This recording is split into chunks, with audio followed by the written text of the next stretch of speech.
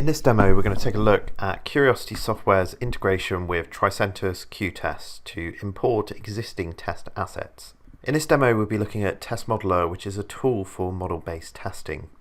Test Modeler has many accelerators for building models and getting started, one of them including importing manual tests. Once you have a model, you can export tests out into many test case management tools, including Tricentis qTest. You can link up test data, and you can also link up and generate automation in many different automation frameworks. Now we're just inside Test Modeler, and we've added a connector in to connect into our qTest instance that we have running. Now within qTest, we're going to focus on our solutions page.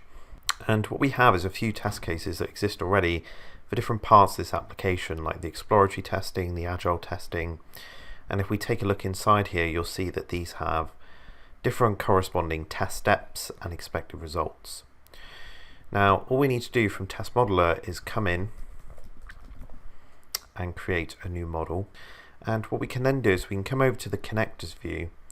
We can connect into our qTest instance, and we'll see these modules available on the right hand side. We'll select the solutions page here and hit import.